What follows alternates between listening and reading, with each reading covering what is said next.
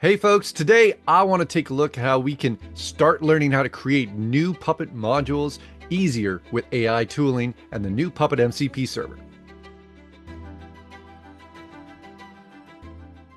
Today I'm going to take a look at how we can use Visual Studio Code with GitHub Copilot and the Puppet MCP server to be able to generate a new Puppet module. All right, let's get started here in Visual Studio. One of the first things I did was create a blank repo, and then I started putting some instructions in because the first couple of times I tried this, it was not talking to my MCP server all the time. In fact, I was having a hard time just getting it to even follow my instructions.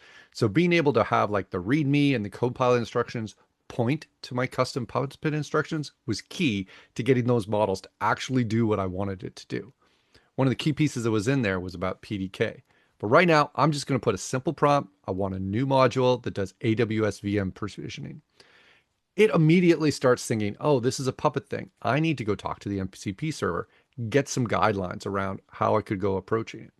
And based on that and the Puppet instructions I gave, it's going, oh, I need PDK. Do you have PDK? So it runs this command, it fails and realizes I don't even have PDK installed. So, okay, we have to install it. It's now asking me, okay, is it okay if I go read the instructions? Now, this is part of what is needed is to have it go and figure out how do I install PDK and read through, oh, you're on Windows. I need the Windows installation instructions. Once it has that, it realizes from the instructions, oh, I'm going to need some authentication to do this. So I can give it a license ID. And from there, it's able to figure out, okay, given a license ID, what's the command I need to run? Now, this is where agents, they make mistakes. They try things out. The first time that it ran this with this curl command, it fails. But it's able to learn from that and go, okay, why don't I try something different in a different format? And then eventually, yep, it gets going. Now I've sped up a lot of this video so we don't have to watch it downloading files and installing things. But essentially, this is the process of being a little bit hands off, allowing the agent to take over a little bit, just run through. In my case, I'm getting involved from a review perspective. I want to hit those allow. I want to see what it's trying to run. So it's just not like deleting my entire workspace or something like that. Now, in this case, what it's been able to do is it's been able to do the installation and it's trying to get through. Oh, hey, the installation's failing. It's trying to look at the logs, figure out how to do it. Once it got it running, though, it ran PDK, it built that template, and then it started generating on top of the template so that we get files that are closer to what the endpoint is that we want. It's also running the PDK validate.